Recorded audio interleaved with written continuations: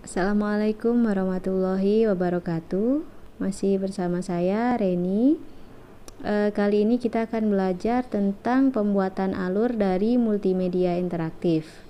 Di bab sebelumnya kita telah belajar tentang definisi dan pengertian dari multimedia interaktif, di mana yang namanya multimedia interaktif itu ditandai dengan adanya interaksi dari end user.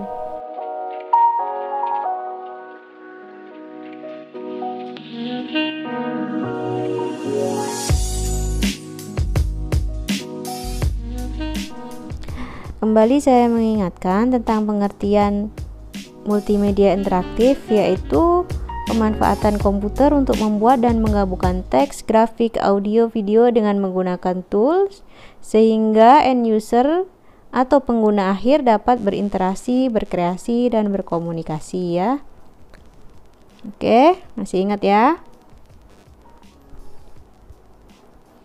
Baik, kembali ke bagaimana kita merancang alur pada multimedia interaktif. Untuk merancang alur multimedia interaktif, ada dua hal penting yang harus kita persiapkan terlebih dahulu, yaitu flowchart dan storyboard. Ya, flowchart dan storyboard.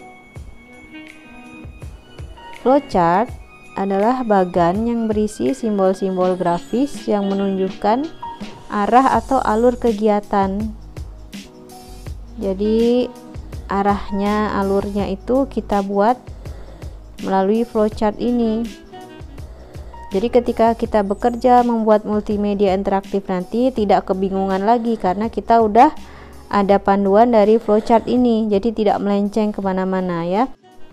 Bentuk-bentuk yang digunakan pada flowchart secara umum diantaranya ya lingkaran untuk start dan finish, kemudian wajik untuk pengambilan keputusan atas pilihan. Contohnya ya pada menu itu kan kita harus memilih, ada pilihan tuh kita harus menentukan yang mana, nah itu pengambilan keputusan maksudnya seperti itu.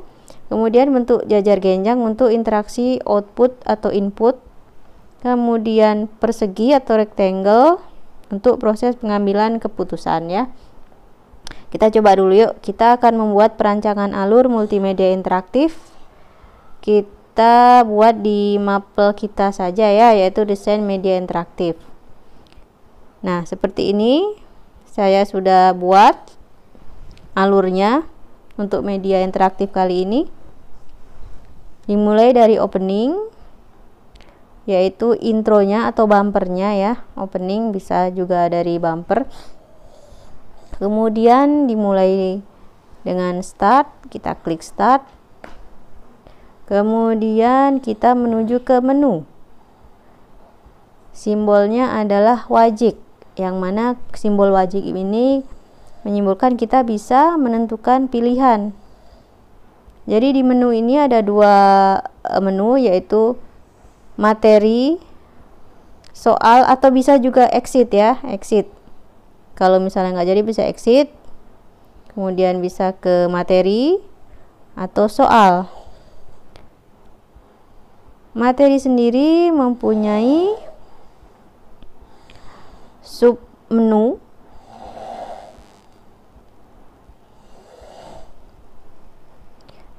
yaitu 1, 2, 3, 4, 5, 6, ada 6 submenu. Kenapa simbolnya hanya kotak atau rectangle? Karena di submenu ini tidak ada pilihan lain, isinya hanyalah database dari materi tersebut. Jadi berakhir di situ materinya, tidak bisa memilih lagi ya kita. Kemudian yang untuk pilihan menu lainnya yaitu soal. Untuk soal itu ada simbol seperti itu, artinya itu interaksi. Interaksi artinya kita menjawab soal, kan itu berinteraksi ya. Oke, paham ya sampai sini ya.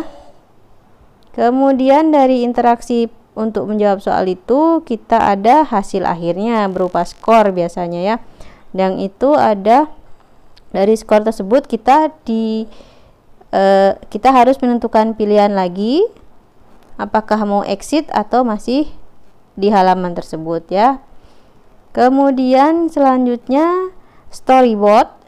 Setelah dari flowchart tadi, kita lanjutkan dengan storyboard,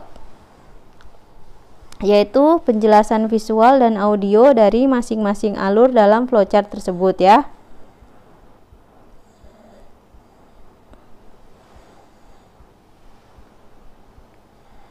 Flowchart jadi alurnya, storyboard adalah penjelasan detail dari flowchart tersebut. Misalnya nih misalnya di opening ya.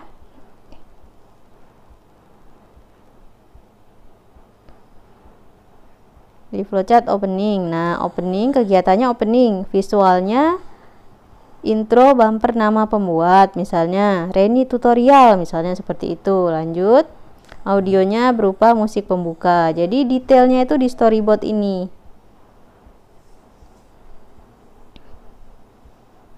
Contohnya seperti ini ya, opening bisa seperti ini.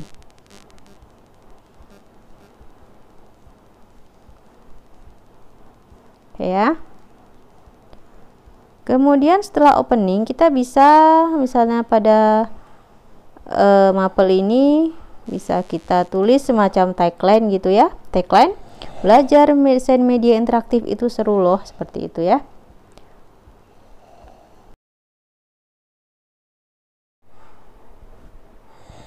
Baik, jadi di openingnya itu kita setelah bumper bisa kita isi dengan tagline, belajar desain media interaktif itu seru loh, seperti itu ya.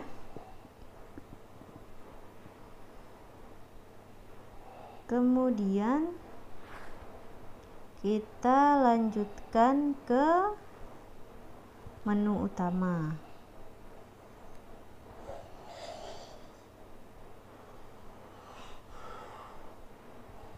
Menu utama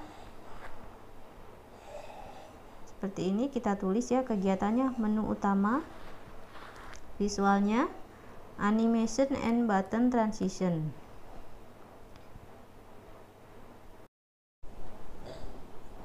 Seperti itu ya, misalnya visualnya kita buat button transition seperti itu. Oke, kembali lagi. Kemudian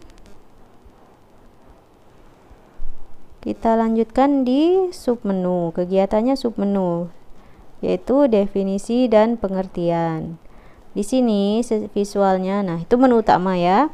Nah, kita drop down lagi menjadi submenunya, yaitu definisi dan pengertian misalnya ya.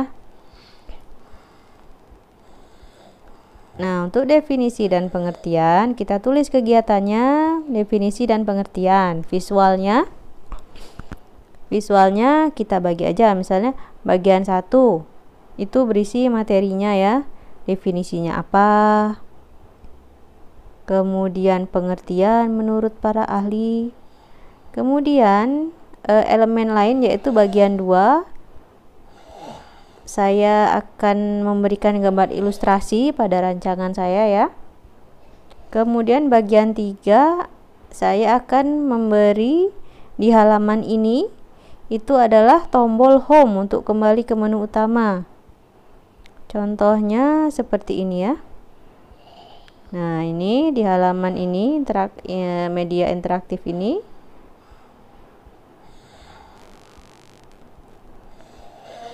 Misalnya di halaman definisi dan pengertian, diklik,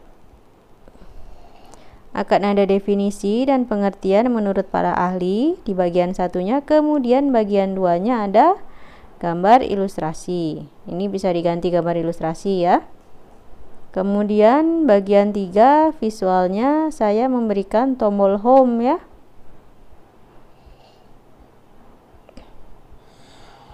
Nah, semua ini, detail-detail ini kita tulis di storyboard untuk panduan kita.